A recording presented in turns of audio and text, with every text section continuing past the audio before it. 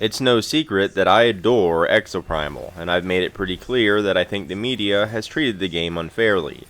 However, as long as Capcom continues making the game even better, and people who enjoy the game keep talking about it, I think Exoprimal is in for some long-term success.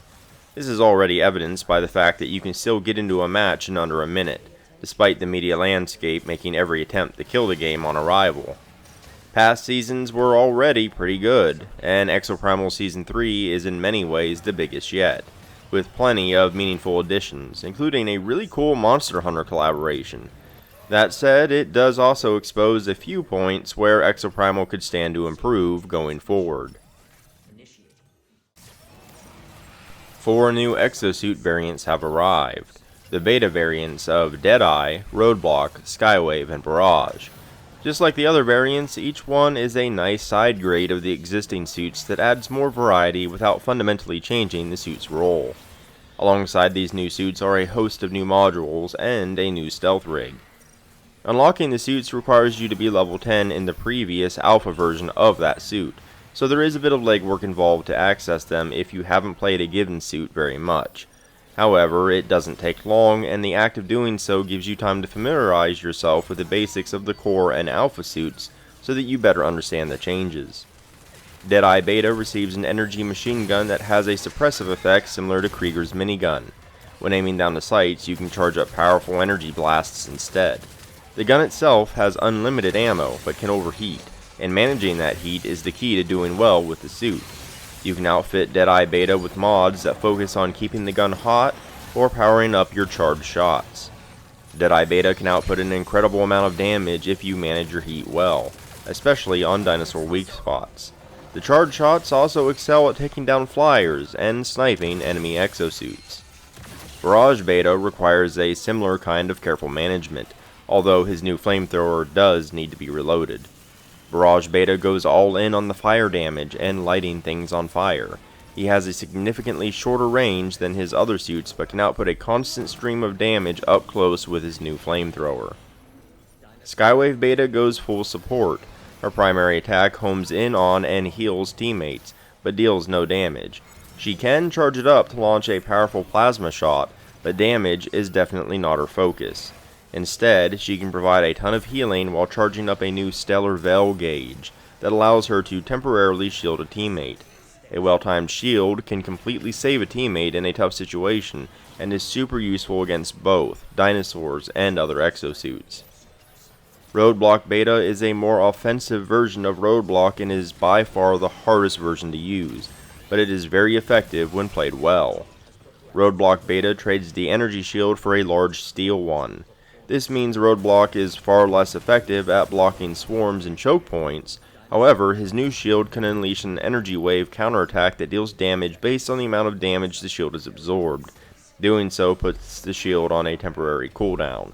Roadblock Beta excels at dealing with large dinosaurs, especially when keeping them outside an area defense zone. His counter wave also means you can clear crowds as long as you can carefully manage when and where you block. All 4 exosuits are great additions to Exoprimal. The only issue I have is how common they are in every game. Since only 4 variants were added in Season 3, it somewhat skews the well-balanced meta since everyone obviously wants to play the new suits. That, however, will iron out over time and go back to normal, at least until the next set of variants launch. A new jungle map has been added to Exoprimal's map rotation and looks visually fantastic. It really gives off the sense of fighting inside Jurassic Park, which is super cool. The jungle map cycles the same mission types found in other maps, but in its own way. There's also just something inherently awesome about seeing a T-Rex charge at you amid the tall trees and large fences. From now until the middle of February, there is a Ratholos hunting event going on as part of the Monster Hunter collaboration. During standard gameplay, you'll find tracks, and if enough players scan the tracks, it can trigger a 10-player co-op fight against the King of the Skies himself, Ratholos. The fight is a really cool one, especially if you're a fan of Monster Hunter. Ratholos has a few Exoprimal specific tricks up his scaly sleeves, but largely fights the same way he does in Monster Hunter. The entire fight is filled with Monster Hunter music and Leviathan making references to the game. Taking down Ratholos a few times earns you some new Monster Hunter cosmetics. I do wish the fight itself was harder though. given Ratholos' long-standing reputation of slapping down hunters from its own game. I'm also not super keen on the event itself being time limited. I do hope Ratholos is added to the standard rotation in the future, or at least a part of the Savage Gauntlet mode. The new Neo-Triceratops boss, on the other hand, is by far the hardest one in the game. The Neo-Triceratops has a huge host of moves that it changes and employs throughout the fight, and is one of the most well-designed boss fights I've played in any game in a long time. It has several stages to its madness, and your tactics have to change throughout the fight in order to keep pace. I really feel like it gives every exosuit its own time to shine too, which is nice. That said, the addition of the Neo-Triceratops brings an overall issue with the 10-player co-op boss raids to the surface.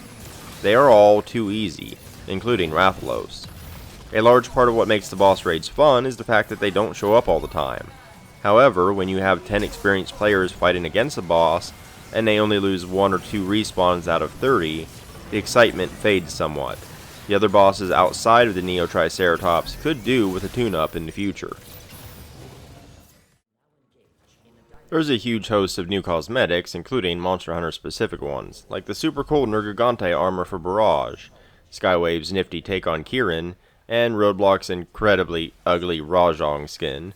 There are also a few smaller additions, like Monster Hunter emotes, stickers, and keychains. Beyond that, how matchmaking and missions are generated has been further tweaked. I rarely, if ever, am forced to sit through the beginning mission anymore.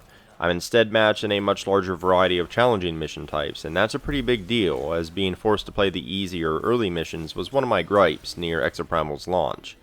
The new additions added in Season 3 help spice Exoprimal up with even more variety. The new suits, mods, and stealth rig offer new strategic options to your roster of gameplay styles, and finally the new map and boss fights add additional mission variety. To be completely honest, if Exoprimal never added a single thing post-launch, it would still be one of the best multiplayer games released in years. Each edition that has come with the seasons is really just icing on a dinosaur-sized cake, and I can't wait to see what future seasons bring. If you haven't played Exoprimal yet, you should, but if you still aren't convinced, maybe I can sway you with some of the other videos I've made about the game, such as my Exoprimal review, or 5 reasons you should be playing Exoprimal. If you'd like some tips before diving in, be sure to check out my Exoprimal tips and tricks guide. Either way, happy hunting, folks! If you enjoyed this video or found it informative, consider liking and subscribing. It really helps me out a great deal. I've also left links down in the description below, including to my website, where you can find the bulk of my written content, but also to my Patreon, Ko-fi, social media, and more.